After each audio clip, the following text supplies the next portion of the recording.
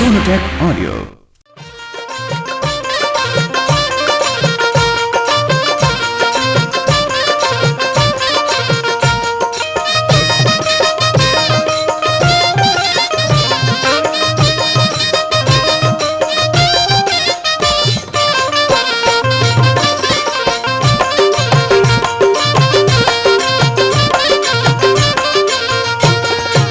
दर्शकों की बेहद मांग पे बिहार के दो शेरों का जबरदस्त टक्कर।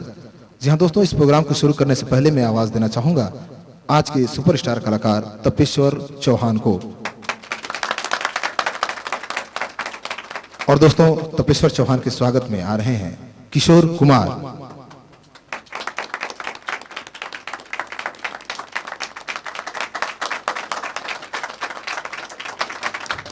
और दोस्तों, इस मुकाबले को तपेश्वर चौहान के साथ चार चांद लगाने के लिए एक और सुपरस्टार आए हुए हैं। अब मैं आवाज दे रहा हूं विजेंद्र गिरी को। जहां दोस्तों, आपके बीच है विजेंद्र गिरी और इनका माला से स्वागत करेंगे नीतू मनी। तालियों से स्वागत कीजिए इनका आप लोग भी।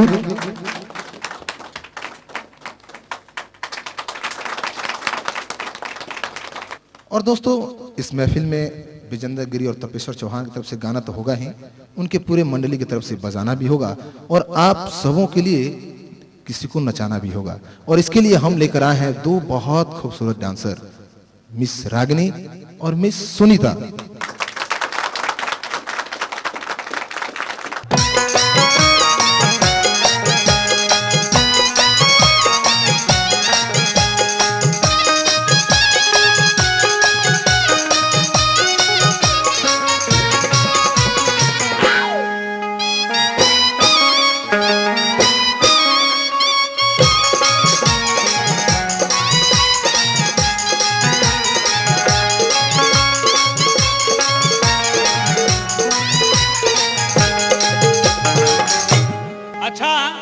भोजपुरिया भैया लोगों का नमस्कार बा। भोजपुरिया भाई लोग के सामने आज दुगोला फेर विजेंद्र गिरी बाबा के संग बा। आज दुगोला तो आज बहुत मशहूर बा। भैया लोगन तनी समनवा बैठे बैठे तो हंसत रहा बोलत रहा, जानला कि नाही। आज ऐसा दुगोला गठाई देहब की तरह उनके मनवा में गुदगुदी पड़ जी। एकरे ना होल्डिंग या खतरनाक तपेश्वर चौहान। कथा तो हमार रामायण से रही, रामचरितमानस रही, लेकिन भैया तनी एगो रउए सबन खातिर एगो तनी गीत बा कि एक जनी के एक जना बाहरा बड़े नैखा नावत तड़पावत तरे रोवावत तरे बुझत ओकरे को रात भर कुहकावत रे। तो कैसे लिखत तरी तरी भाव सुनिए को। लिखत तरी कि सुना ये सैया तू नहीं आइलो, सुना ये सैया तू नहीं आइलो, देवारा गरदा मचवले बा। कहां जाई रे एक छापन एक छापन देवर बीरापन सैया हो सीधे बीरावले बा। एक छापन देवर बीरापन सैया हो सीधे बीरावले बा।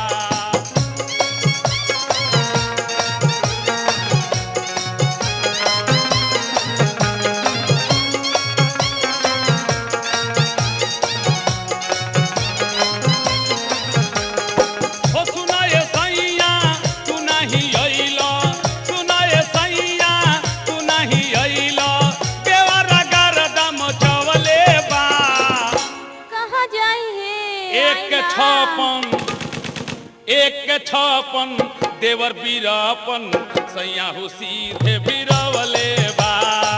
एक छापन देवर बीरापन सैया हो सीधे बीरावले बा।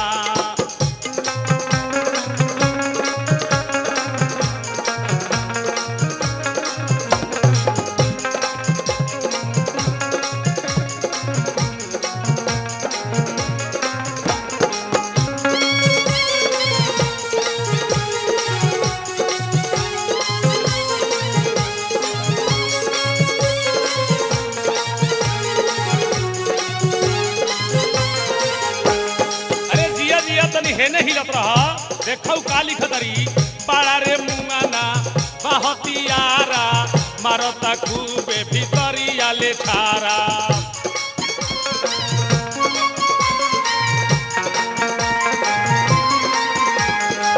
बड़ा रे मुंगाना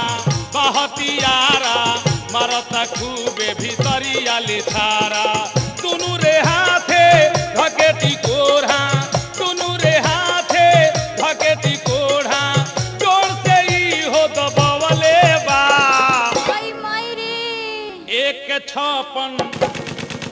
एक छापन देवर बीरापन सैया हो सीधे भीरवले बा एक छापन देवर बीरापन सैया हो सीधे भीरवले बा अरे जिया जिया तुम डोलत रह बाबू मजा लुटत रह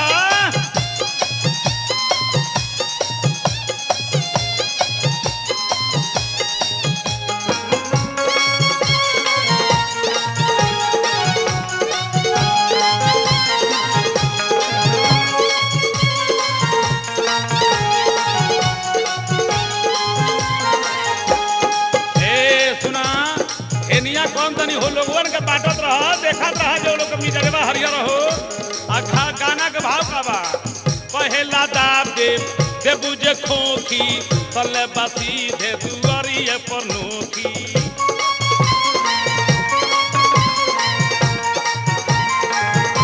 एक पहला दाब दे बुझे खोखी तले बसी दे दुआरिए पर नोखी दुनू रे हाथे धके बंदूकिया दुनू रे हाथे धके बंदूकिया सीधे सामान पर चलवले बा अरे छल्ली छल्ली कर देलक रे एक छापन देवर बीरापन सैया हो सीधे भीरवले बा एक छापन देवर बीरापन सैया हो सीधे भीरवले बा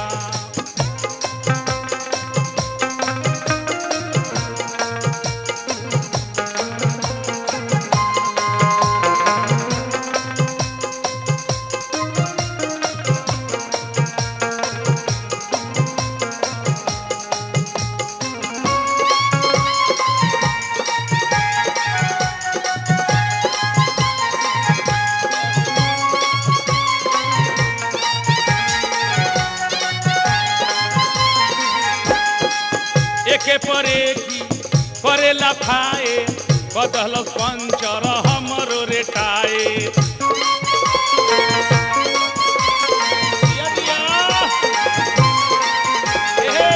एके परे की करेला खाए बदल पंचर हमरो रेटाए महपर देसी और चौहानवा महपर देसी और चौहानवा देखाई गारदा मचवले बा अरे छक्का मार देलक रे एक छापन देवर बीरापन सैया हो सीधे भीरवले बा एक छापन देवर बीरापन सैया हो सीधे भीरवले बा एक छापन देवर बीरापन सैया हो सीधे भीरवले बा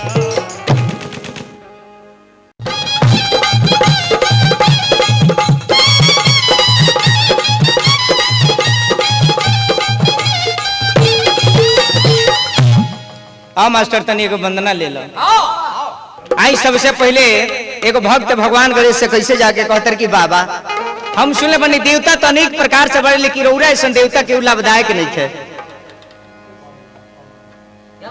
देव में महादेव महा के बाद कोनो शब्द ना होला जेकर पिता महादेव जेकर माता जगत के माता और रौरा मंगल के दाता विघ्न के हरता है भक्त लोग जाके कहता कि बाबा आइए हमारे ही लाइन में आइए कि गौरी के लाला नावा के गौरी सुमीरा नावा हो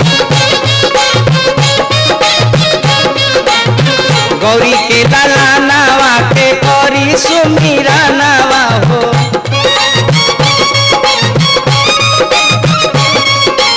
बाबा सुमिरन में होखी ना सहाई आई बाबा आई आई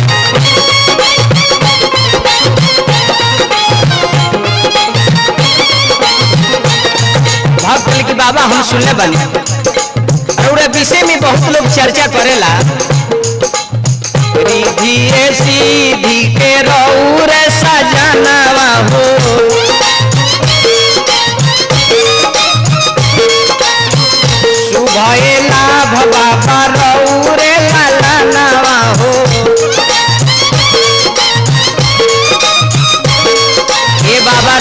है निवेदन बा जयंती में मंगल बरी साई आई बाबा आई आई ना।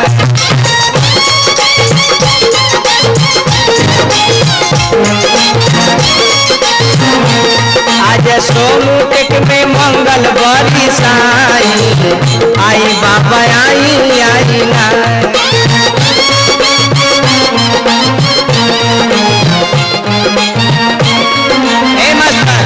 कल की बाबा एक और बात सुने बनी हथिया की मुँह बाबा मानुष के ताना हो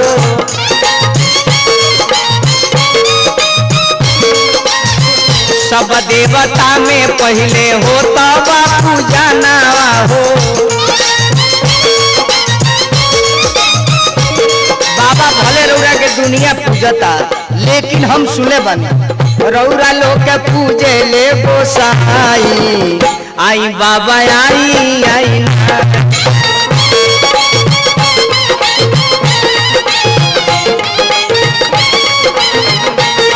अब रौरा लोग के पूजे ले गोसाई आई बाबा आई आई ना।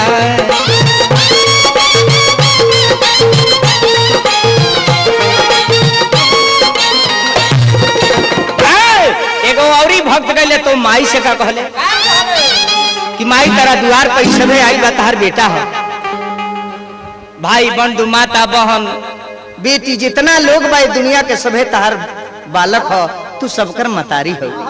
भक्त लो जाके कहता बाबा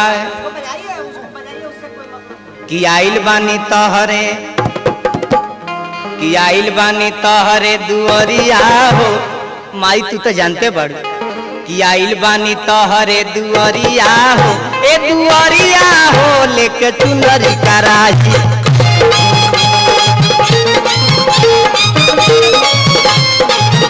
ए माँ आइल बानी तहरे दुआरिया हो ए दुआरिया हो लेके चुनरी कराही।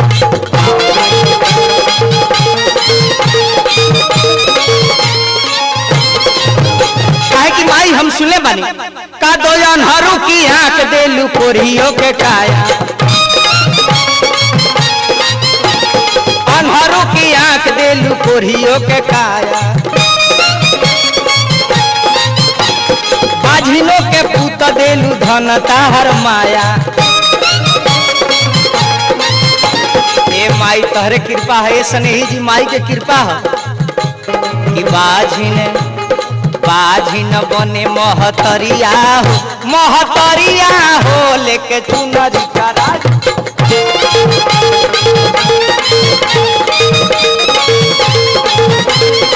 बाझिन बने महतरिया हो लेके चुनरी कराही।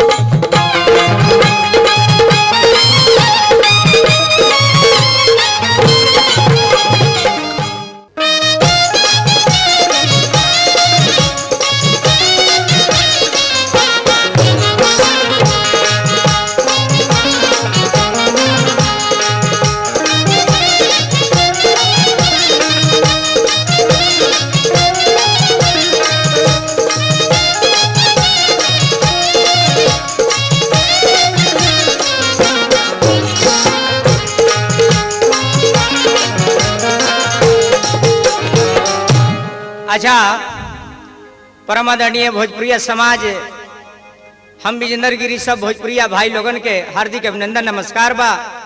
बस रहुआ सबके स्नेह प्रेम के इंतजार बा। आई अभी जयंती कैसेट के जयंती VCD के माध्यम से तपेश्वर चौहान जी रहुआ सबके सेवा कैनी।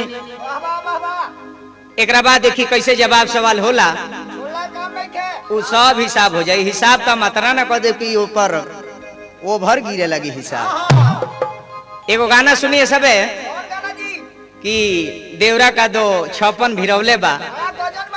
पहले तो इनका गाना का ऐसा बात बा एक तो बात की 56 वाली बात तो 56 में छारा ना भरा करी बात हटाई लेकिन आओ रे पगली एगो कवि के भाव बगी सब का करता है कुछ ईश्वर के भी नाम लो। अब मान लो दोसर के पगलाइल बियाऊ दाग लगोले बियाऊ तो कहे दूसरा के कैसे कवि के भाव बा, ध्यान दिया चौहान जी। कि पिया आई बानी ले जाई, तन ध्यान दिया बात पर। कि पिया आई बानी ले जाई चौर चौर के रसरी में, त सुख के आठी हो जाई बेबाछी टांग दी पियावा पसरी।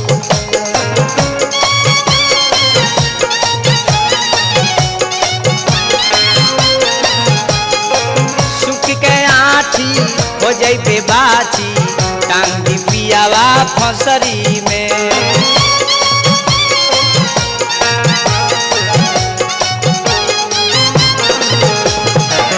आई हमरा तपेश्वर चौहान जी के गीत के थोड़ा झलक रहा, लेकिन बात हमार कहाँ बा। एगो पति प्रदेश में बड़े, बाहरा बड़े, मान लगी दिल्ली बड़े, उनकर मेहरारू चिट्ठी लिखले बड़ी कि यदि 2 दिन के अंदर हुआ ना जाए तो तीसरा दिन अपना नैहर न चल जाए तो फिर अपना बाप के बेटी ना। ई बात जब मरद सुने बड़े स्टडी में जाके घरे फोन लगावे लगले। फोन जब लागल घरे मेहरारू जब रिसीवर उठौलस, कलस की हेलो, मरद कहले कि आदरणीय मेहरारू जी सादर प्रणाम, हमरा से गलती हो गई, ओकरा के माफ करी हो। हम 2 दिन के अंदर में एकदम आ रहल बानी, वैशाली छूट जाई तो हम माल गाड़ी पर चढ़ जाए, लेकिन अइबे करब। मेहरारू जब ई बात सुने बे तो नैहर जाए वाला प्लान कैंसिल बा। अंगना में बाप रे एड़ी रंगे के त ठेहुना रंग लेहलस, ओठ रंगे के त लीलारे रंग लेहलस, माथ बाने के त बाप रे बाप वो अपन बाहे चोर चोर के बांध लेहलस। दियादिन कहली कि काहे इतना अगराइल बड़ी जैबू का नैहर देबक, सब पूरा पकवान ले जाता नादा में फेंक दे। अबगे तो फोन आई रहला, तू का कहती अंगनवा में कूद कूद के तार के सुन कि सैया छुट्टी लेके आवो तारे घरवा। अरे सुकुमारी तू तो चाहत लियो कि ना आओ, कि सैया छुट्टी लेके आवो तारे घरवा, आज टेलीफोन आइल है।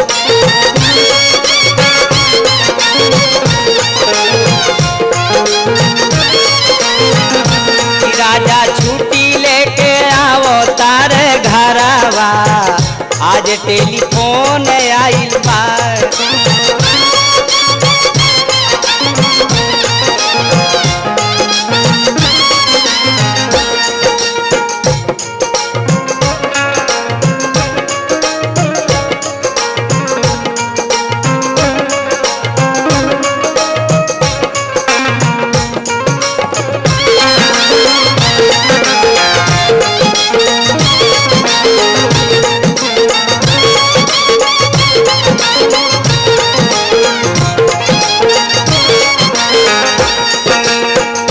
दिन कहतर कि काऊ कहले फोन हम के इतना अगराइल बड़े रे, आतना तो तोर अगराइल कहियो ना हम देखनी है, तो कहतर के ही फ्रेम में बड़ू हमारा खाती। सोरहो सिंगार पिया हमके लेके आई है हो,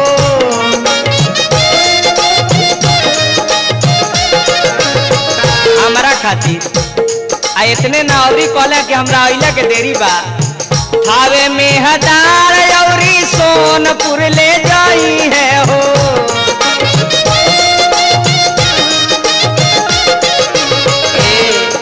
तू माने चाहे मत माना, हमरा का वहाँ के सब सामान तक किन नहीं बनी, एगो बड़ी बड़ी बढ़िया चीज किने बनी हमरा खातिर।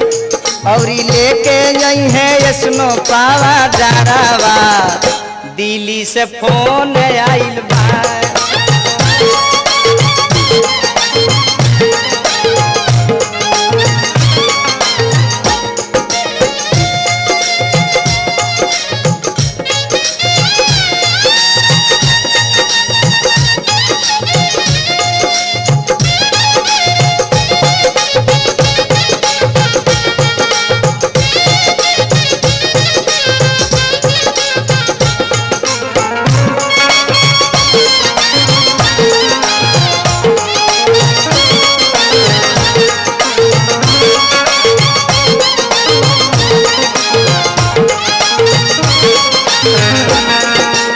कहते कि सुना अगर वहां के आ जाता नहीं, अब हम पिया खातिर से जिया साचाई बहो।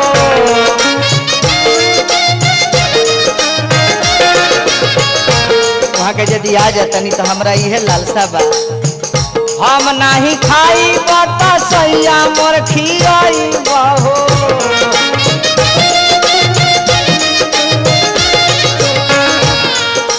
लेकिन वहाँ से बात भइला तो मैं कहनी कि तू चिंता मत कर लेकिन तहरा से हम इहे कहे चाहतनी हमके छोड़ी के जानी जइह नई हारावा दिल्ली से फोन आइल बा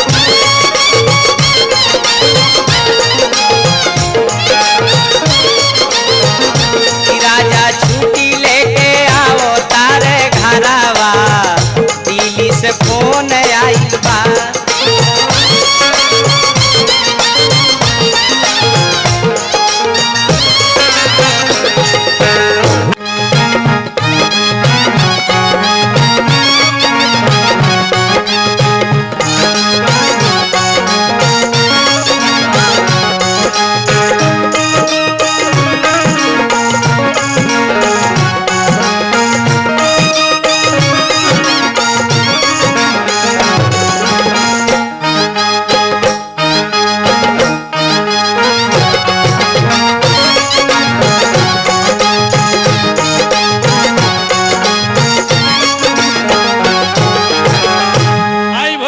नमस्कार बा हार्दिक अभिनंदन बा नमस्कार बा प्रणाम बा रो आशीर्वाद के हमरा दरकार बा गोड़ लगिले विजेंद्र बाबा गोड़ लगिले आज तो विजेंद्र बाबू खिस्सा को देनी जानते नहीं पियोकर के नासा बाजार में ना होला काहे ओवरलोड पीले बड़े लेकिन आशा ना हो काहे खुरखुरई है ना काहे बाबूजान जहां खुरखुराई लेके बुझत रहे कि हमरे ले कोनो बनल बा ध के व्यवस्था को दी बाबू बुझे कि ऑल इंडिया खतरनाक चौहाना से भेंट भइल बा नासा होला कौन कि द्वार पर पहुंचे लल तो मेहरारू से कहलो कि फोन ले आओ देख गणासी ओकर हम टंगड़ी काट ले हो मेहरारू दौड़ दौड़ कहते कि टिंकुआ का पापा वो पीले बने मेरा सुत रही ना रे हट फुट हमरे कहते मत धर पाए मन धर कहत नु आज ओकर हम गतर तुर दी लेकिन पियोकर का नासा होला कहबे कि मेहरारू के देखे ले तो अब बाबा छौ के ले कहबे कि चौहानवा के नी चल जाला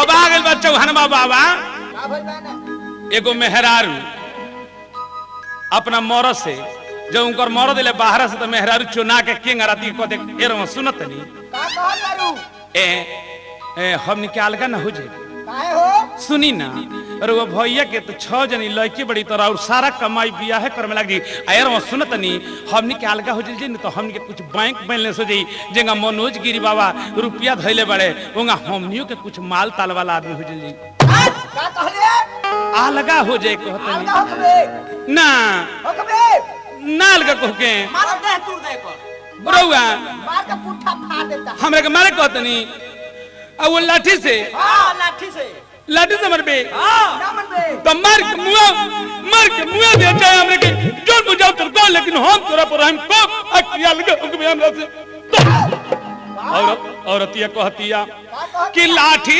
उठाओ चाहे मार के मुआ दे जुबान ढाना रे ऊपर पाराना रे तोरा कमाई में हम लूट लगाई जिंदगी भर कमाई ले तोरा कमाई में लूट लगे 20 साल कौतर किए मोनू हम के अपने का कहते बैंक में ले नाल का तो हम तोरा घर में रहबे ले करो हम चल जाए ते हमरा के हुए पूछिए ओइसन मत बुझा आए मत कर हमरा को कहत लाठी से मार के तोर देह टूट लाठी से मरबे हमरा के तो लाठी उठाओ चाहे मार के मुआ दे जुआन ढाना रे तेही रो घर में नाते अपने भाई भौजाई के पूछ हमरा जिंदगी बड़ी कुपुत कट हमरा इतनी बीत गई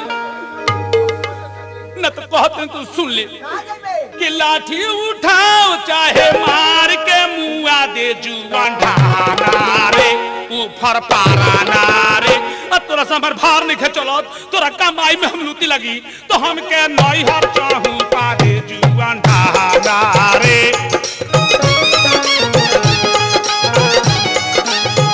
रे हम के नई हर चाहू पा दे जुआन ढाना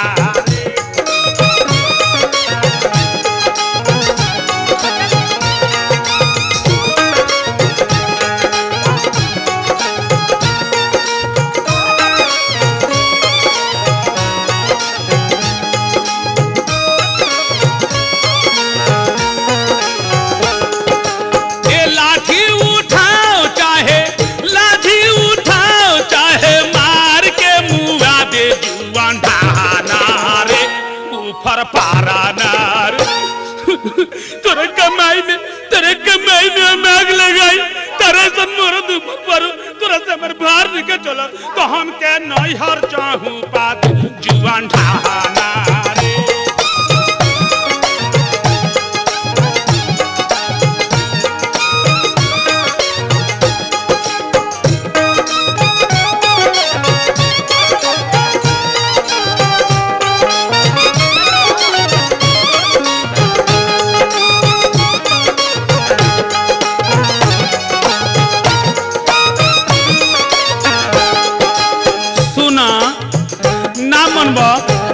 मारदा कर रे पूरा कौन जी कोई मेरे कहतरी कहते मगु जे कमी कहतरा सासू ननद के बोली सहलो ना जाला कुकुत के मारे घर में रहलो ना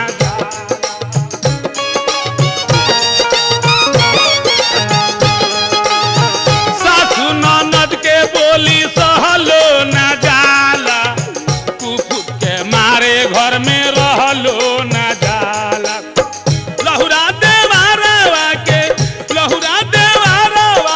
पानी समझा दे जुआन ढहाना रे ऊपर पाराना रे तोरा कमाई में हम लूटी लगल आइले नाती तू कमाते रह और सूद बोले कतरा अरे मार लाठी से मार के मरते तू दला तोरा से हमर भार निकल चलो तो हम के नई हार चाहूं पाते जुआन ढहाना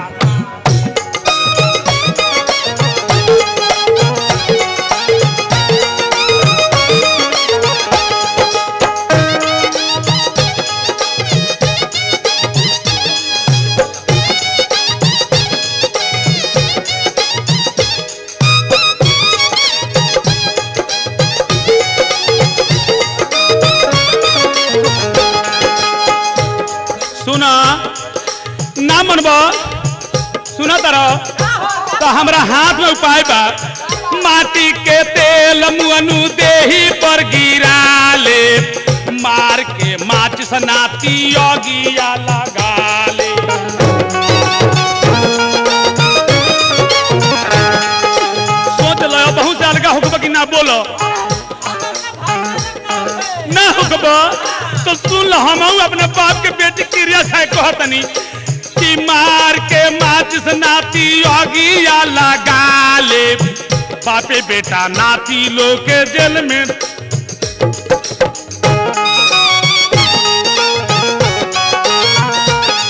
सुना तारा तू जना तू बड़ा तू जना होई बड़े आइए तू जना हर खानदान लौकत रहे तो एगो माचिस का तीली में हम उड़वा दे अपना बाप के बेटी हम अपना माई के दूध के क्रिया खा कहतनी हम मनोज गिरी के बात सुन के हमर परेड में दुख हो गइल बा मार के माचिस नाती योगिया लगा ले बापे बेटा नाती लोग के जेल में ठूसावा दे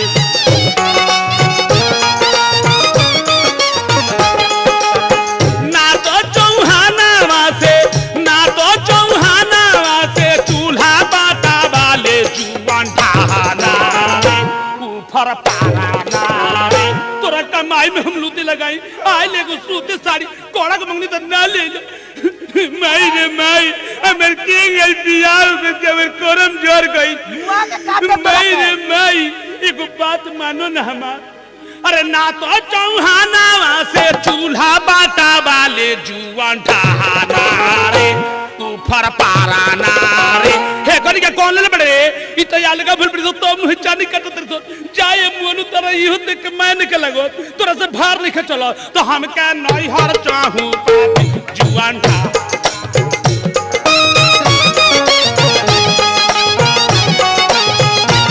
हम के नहीं हर चाहूं पादे जुआन ढहाना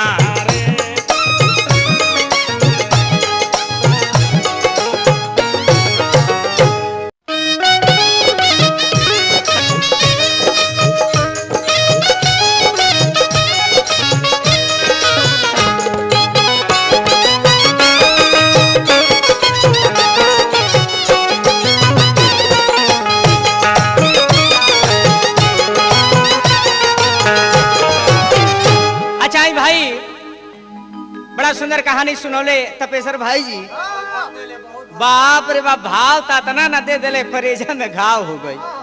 ए मास्टर, भाव सुनला बड़ा सुंदर। मोटरी लेके कैसे मेहरारू भागत रहे, खीसा बड़ा सुंदर कहले तपेश्वर भाई। कौन खिस्सा जी? तारकेश्वर को बात याद पड़ गई। अकबर एक बार बीरबल से कहले कि बीरबल, ई बताओ कि बर जौन दुल्हा जाला बारात में, उ सबसे श्रेष्ठ काहे मानल जाला, ओकरे के सभे काहे सबसे लम्हर मानेला। बीरबल कहले कि महाराज, बर के ऊपर आधारित बारात बा, बर नहीं के तो बारात कैसन, ऐसे बरे में सबसे माननीय होले। अकबर ई बतिया सुन के कहले कि बीरबल, एक मतलब कि बर जब सबसे लम्हर होला तो हमरो नाम तो अकबर है, तो हमरो नाम में तो बरे बा, एक मतलब सबसे लम्हर हमहू बानी। बीरबल हंस के कहल कि महाराज ऐसन बात नहीं खे। तपेश्वर भाई, बीरबल कहल कि महाराज ऐसन बात नहीं खे, अकबर में बर बा आ गोबर में बर नहीं खे, तो गोबरो तो लम्हर हो सकता। तो देखो तपेश्वर भाई, विशेष कहला के कौन काम बा, अकबर में बरे बा आ गोबर में भी बरे बाप, लम्हर में का जनावे के बा। लेकिन आ जाई भाव पर, बाप रे बाप, मोटरी लेके भगले हैं। आओ तपेश्वर भाई कहलन जाई भाव दिखा दो बाबा। तो देखो मर्दे मेहरारू के कैसे झगड़ा होला। मर्द मेहरारू के झगड़ा में बड़ा मजा आवेला। हालांकि झगड़ा में मजा आवेला कब, मर्द अगर उसल बड़े मेहरारू यदि मानावत होके तो, मेहरारू यदि कहते कि हमरा के काट दी, जहर दे दी, कह दी तो हम इनार में जाके डूब जाई, लेकिन चली ना दूगो गरम फराउठा खाली, तो मन करी के रे एक हफ्ता अवरी कोहना जाई का रे, ई तो एक दिन के कोहनैला में इतना मनती है, एक हफ्ता कोहना जाते का करी रे दादा। तो मन लगेला तबे मेहरारू मनावत होके तब। आना तो मरद रुसल बड़े मेहरारू तक सुना तारा तो का कहत रे, तो खा काहे न करे, तो ना खाब रे, तो ना खाबे तो ऊपर पर जो, तो मन करे कि रे है तो अपना मन ना खाए तो पराने चल जाई। तावा है एगो मर्द मेहरारू के कैसे झगड़ा होता। झगड़ा ना एक रागरा कह जाला, ये आनंद वाला झगड़ा है। मर्द मेहरारू बैठल बालू, मेहरारू कहली कि सुन तनी, हमरे के कहतर, मर्द कहतर कि सुना, काहेंगे तू मुंह बनल बड़ी, कौन बात बा, कौन बात बा, कौन बात बा, का कहतरू। हाय देखा तारा करते माई के छोड़ दी, भाई के छोड़ दी, तारा चलता है हमार परिवार है, हाय चश्मा लिए कर छोड़ दी। घर बोलबे जवानी में लेकर ढोनी है, बुढ़ापा में हे मोतियाबिन के छोड़ देते कहा जाए रे, ना मनबे ना मनबे ना मनबे ना मनबे। चार लात जब ये मर्द मरले हैं, मेहरारू रात भर कहूंगा गुजरले भिन्न शहर, उस सुतल बड़े पलानी में तो जाके जगा के गस के, तू सुतल बड़ा नाती, सुतल बड़ा, अब हमार मुहल मुंह दे ना देखब।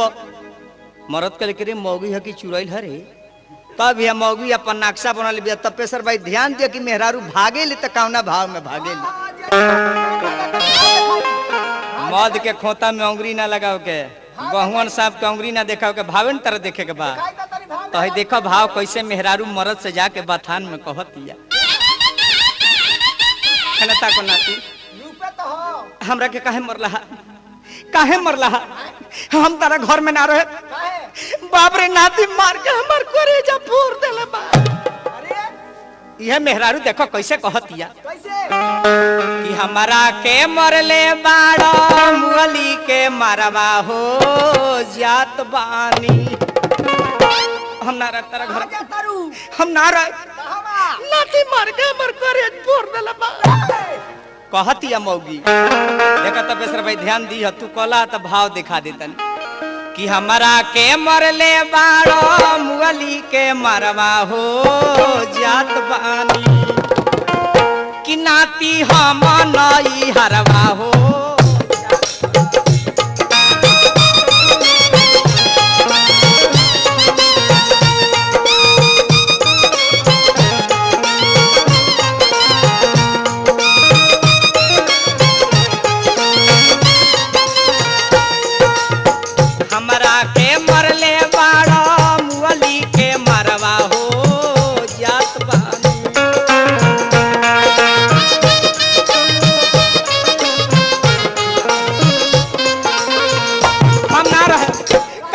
मरला हा नाती चश्मा लगल बा यही ना मारे कि हमारा के मरले बाड़ो मुअली के मरवा हो जात बानी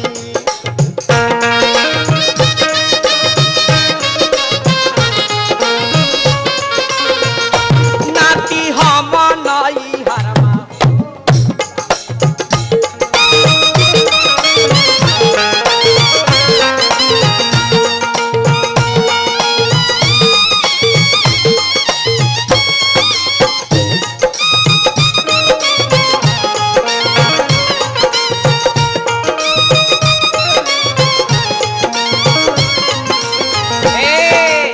चौहान भाई भाव के तू बात कहला हमरा से भाव भाव तंका के ओरिजिनल दिखा देते हैं का घाव हो जाए दिमागे में भाव देख बलो तो देख ला इनकर जौन भाव रला उ हमरा जिला के छापरा सिवान गोपाल के ना रोला इनकर भाव रला पार वाला जौन नगारा लावले से जितना बजावले से तो कनी के टीमकी सेके में गोहरा लागेला तो हई देखला छपरैया भाव कैसन होला हमरा तन देहिया कर तपेसर भाई तो की हो कि हमारा के मरले बाड़ो मुअली के मरवा हो जात बानी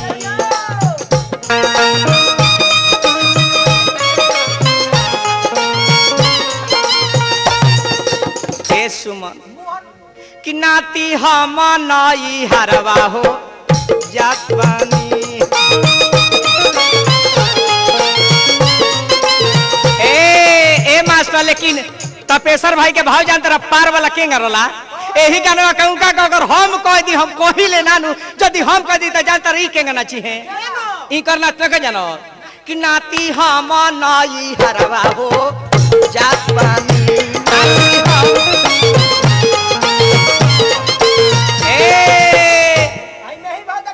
ई तो चौकी के भाड़ा उतार ले तपेसर भाई लेकिन मेहिका देख ले छप रही या कि नाती हम नई हरवा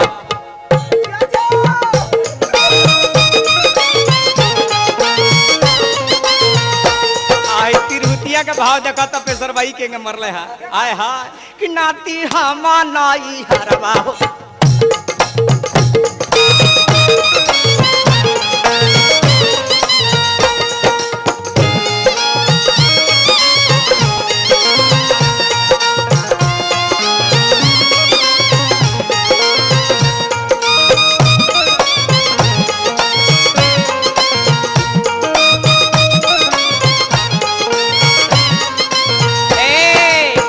तहरो बहिनिया हमके देले बाड़ी गारी झाड़ू से मरले बाड़ी तहरो महतारी ए सुन तारो अरे मतिया बीन वाला रे नतिया तोरा लौकत लइखा रे अब हम खाइले हवकीनी के जहरवा हो जात बानी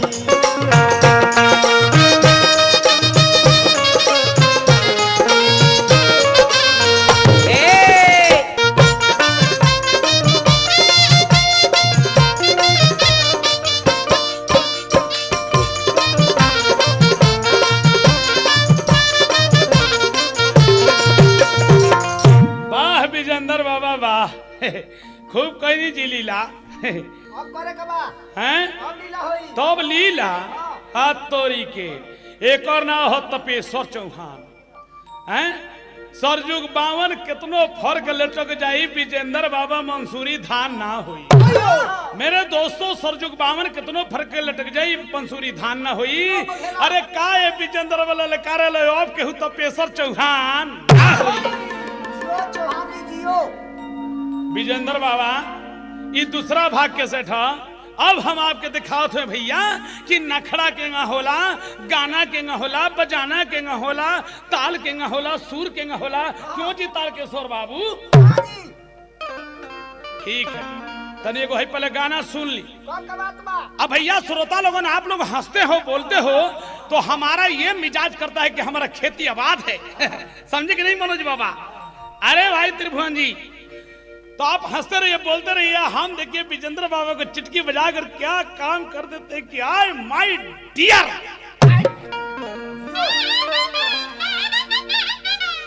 तहरा के नहीं कह अब तोर तो मेहरारू तोरा का छोड़ दल से बासा हवा तो ई बासा भाई के घरे गईनी तो कहनी कि जे बासा भाई कहाँ बाड़े तो इनका मेहरारू की ई हाल बा कतर की हमने की जान जे कहाँ बाड़े रे मेहरारू के मेहरारू हमरा बुझाइबे ना करेला आई हने एगो गीत के भावा गई एक बाद कथा के भावा आई गीत लिखल सरोज गिरी जी के तरफ से ई गीत के भाव कैसे बात रखेश्वर जी कि एगो मान ल कि पति परदेश जाते रहे तो कहते रहे अपने पत्नी से कि ले ल चुम्मा दे द चुम्मा सुनत रू ले ल चुम्मा दे द चुम्मा खुशी रहा हर हाल में ए चुम्मा के मतलब अरे ना होला सैया दांत हला द गाल में तो चुम्मा के मतलब ई न होला दांत हला द गाल में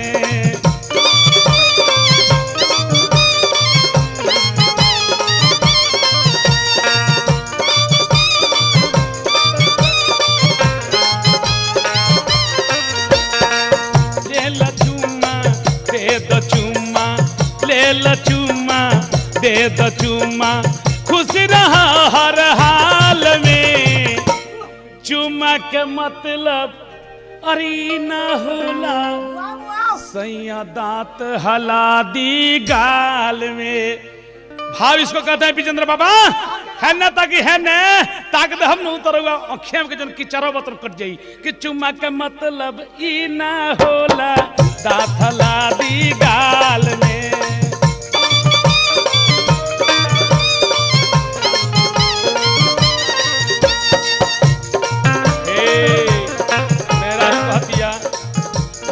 खातिर जब प्यारी हो काहे खातिर बरियारी हो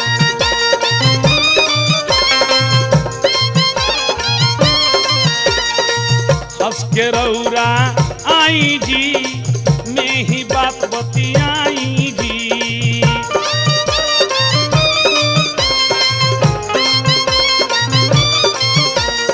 ए सुर में गावा सुर में बजावा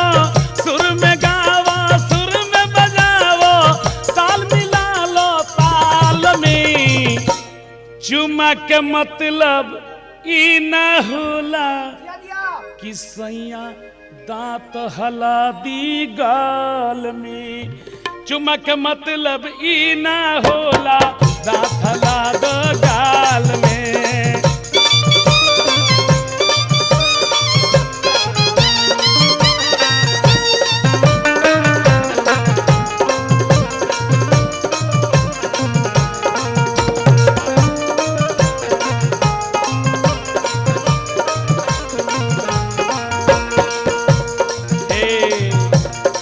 सुन सुन सजनवा हो मान मोर कहनवा हो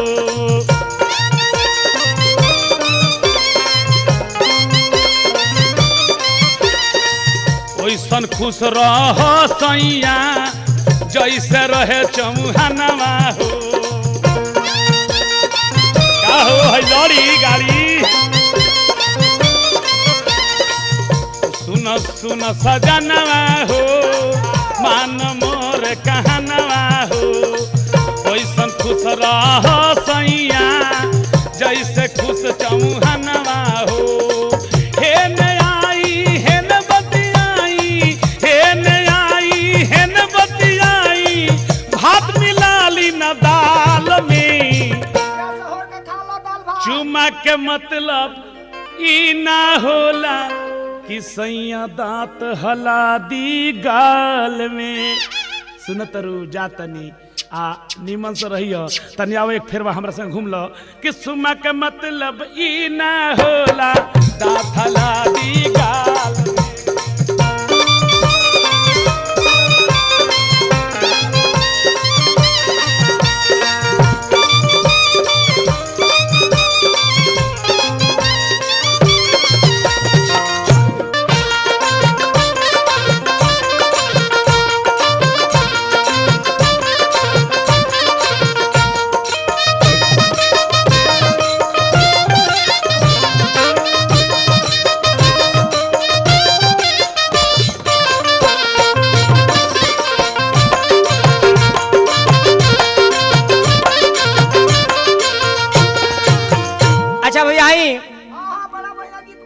बड़ा बढ़िया शेर कले तपेसर भाई कि का दो मंसूरी धान सब ना होई।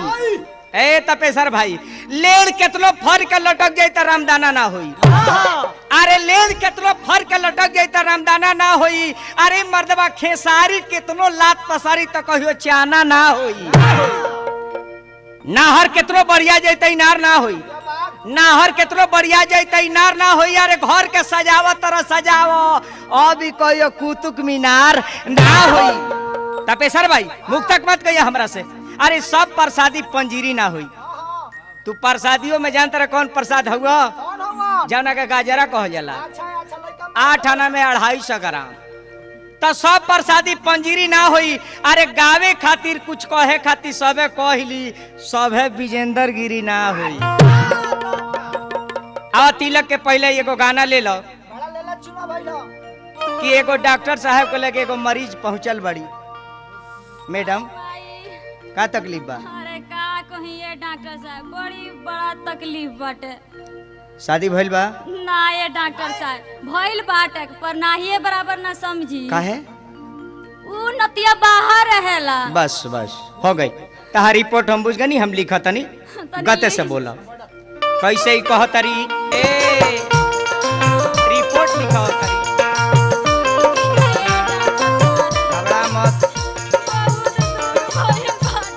गिरी जी के क्लिनिक में दावा उचित होला। ऐसा ना करी तो दवाई कराते कराते हम हार के बनी रहला क्लिनिक में हमर कुछ ना। चिंता ना हम बुझ गनी का कह तरी।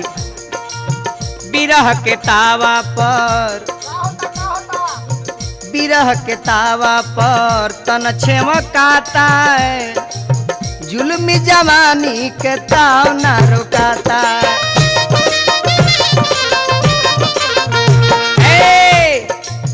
बिरह के तावा पर तन छेमकाता है। जुल्मी जवानी के ताव ना रुकाता।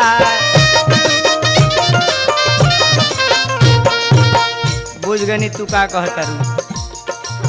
लूटी लगा दे हबुन कर कमाई कहतरी। लूटी लगा दे हबुन कर कमाई। सैया घरे हइये ना हम कहाँ जाई।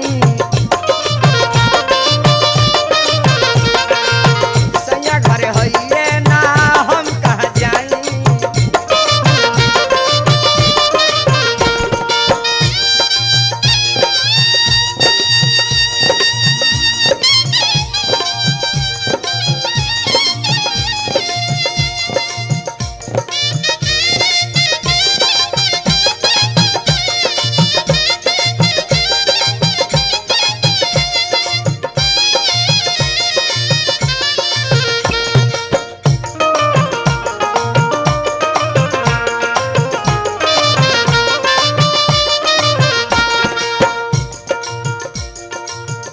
आई है पुरस्कार बा माननीय मनोज गिरी जी लोहरी मठिया छपरा जिला।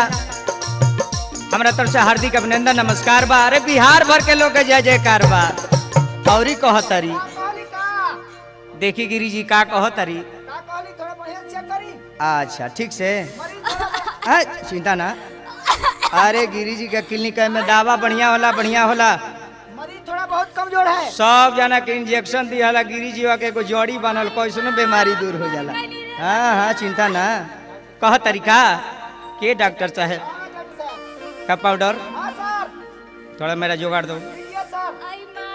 मरीज बहुत बेचैनी में है। किया ला लगाई करे जाके नीचे सांस लो। चिंता ना। ओ आला लगाने से मालूम होता है कि तुम्हारा पति जो है कुलेसरा में फंस गया है। किया ला लगाई करे जाके नीचे छाती कमरिया के ठीक बीचे बीचे।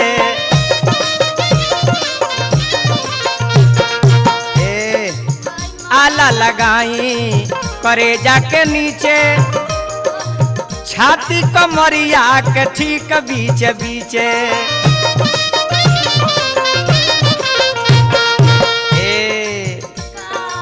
कहतरी अच्छा ये बताओ कि कोनो कैप्सूल खले बड़ू? कैप्सूल खोले बानी कामे नहीं के करो। ओ कम पाउडर जुगाड़ दो, आई बाबा में इंजेक्शन से बड़ा डर लागेला। जुगाड़ लाओ। इंजेक्शन से ना दे रहुआ। हाफ दवा। हमरा बड़ा टैबलेट न काम करे सुइया धसाई। है चिल्लाओ मत। आधा रही दे। टैबलेट न काम करे सुइया धसाई, सैया घरे हइये ना हम कहाँ जाई।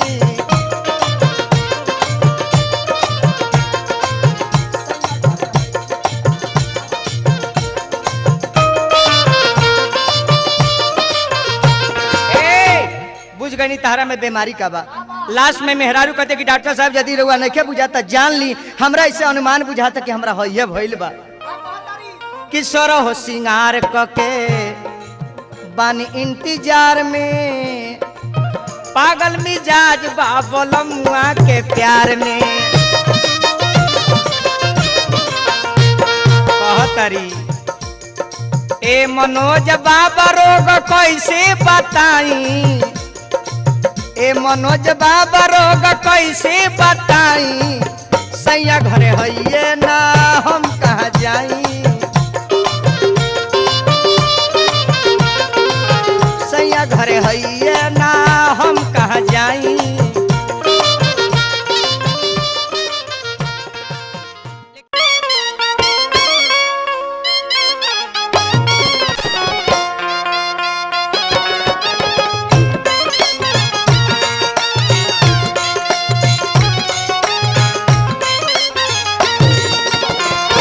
अच्छा भैया आई तू गोला जाऊं सुनदनी माननीय हमरा हंसराज भैया जेकर सहयोगी किशोर भैया बड़े।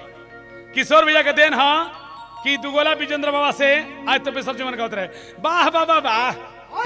और बते तारकेश्वर जी बाबूजान बासा भैया 1 लाख जी ई तल बहुत बाबा गोले हूँ। अरे बाबा हमरा मौगी पर दौड़ के जाले, दोसर आड़ ना मिलनतम तो मौगी पर दौड़ के जानतम।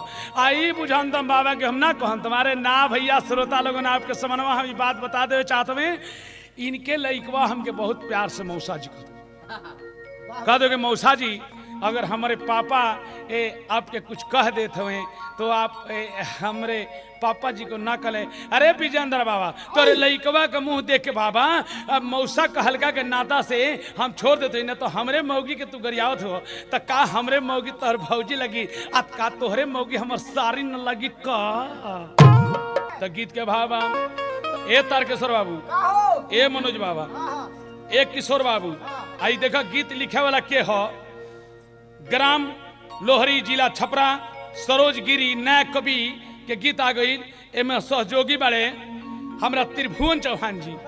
त्रिभुवन चौहान जी के कहना बा कि छोट बटे बदनिया सुंदर बटे रहनिया, छोट बटे बदनिया सुंदर बटे रहनिया, हाथ में देखाई हो अपना आला ले ले बिया, रोगी के देखतिया रोगी के देखतिया ए घड़ी नरस भइल बिया, रोगी के देखतिया।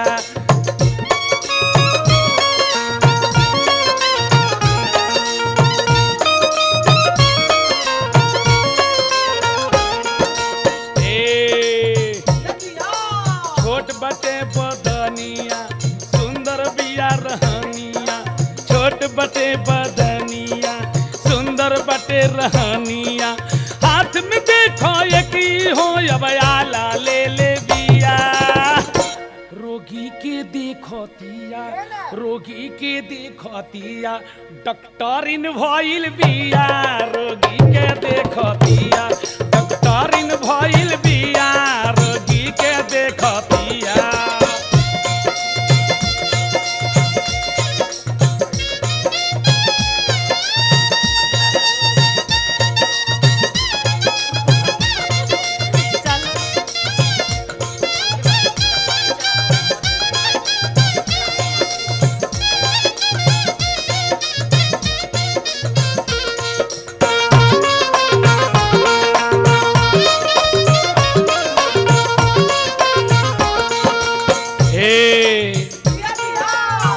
कबो धरे पाहुज कबो छाती पर लगावेली भइल बाटे कफरू इहो बतलावेली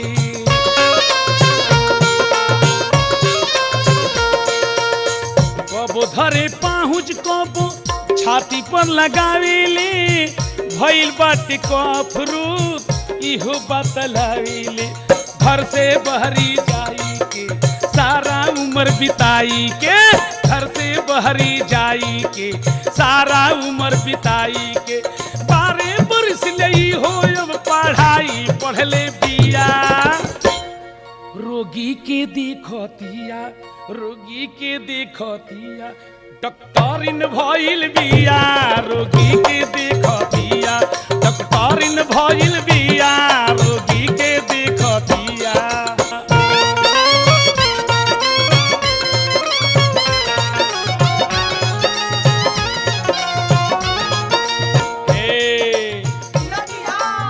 अरे बाबा कहते हैं कि जे लोहरी गांव के मनोज गिरी के तरफ से पुरस्कार है तब बाबा 551 ले हुआ आई देखा है 1051 रुपया मिल गई लेकिन गीत के भाव का बा सब भोजपुरिया भाई लोग के नमस्कार बा ए अतवरिया सुनत रे ए सनीचरी का रहन दे कहतानी हेने तानी आला लगावा काहे छोट बड़ होला इहो बतलावा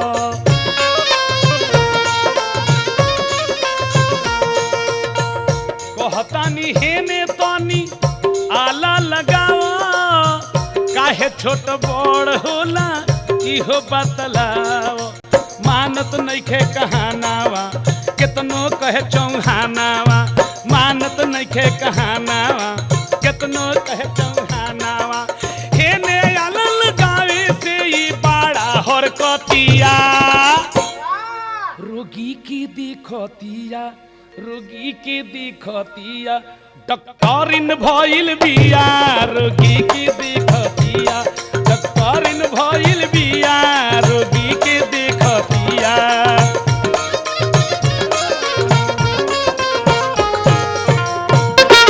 क्या बात है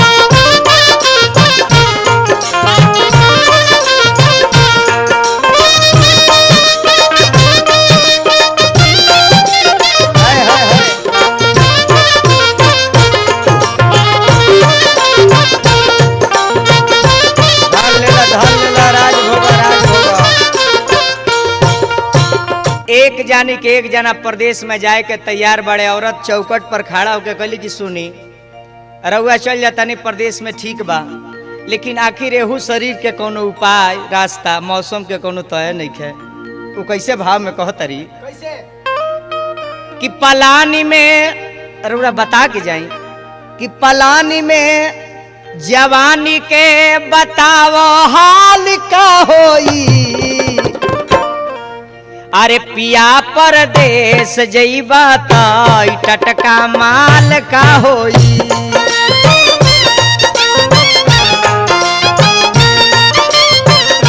सैया परदेश जइबा त टटका माल का होई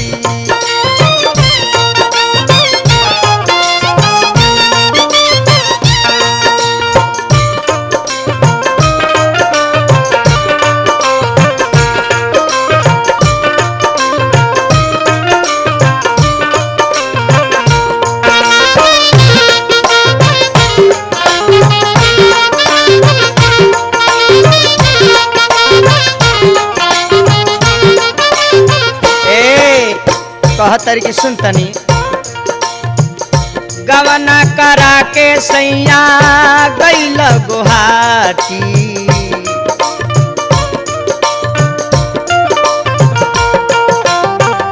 कसहू बितावो तानी धके रोज पाटी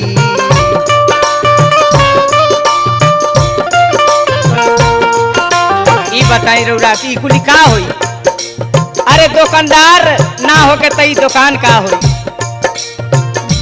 ई कोनो काम के बा आँख के गजरा माथ के बिदिया ए ई का होई आँख कजरा माथक विदिया इरे समी बाल का होई। अरे राजा परदेश जइब त टटका माल का होई।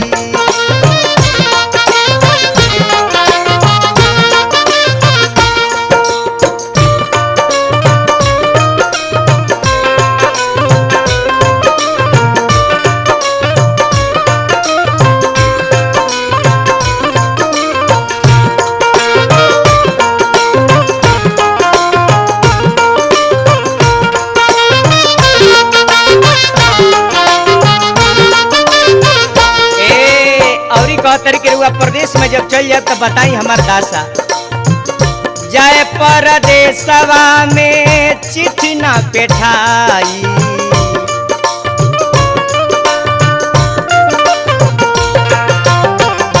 कहीं ना बलमुआ कैसे दिनवा बिताई।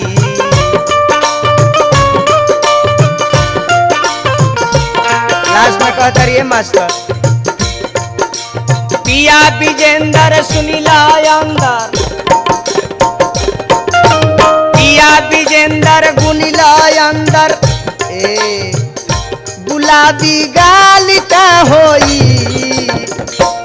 अरे राजा परदेश जइब त टटका माल का होई।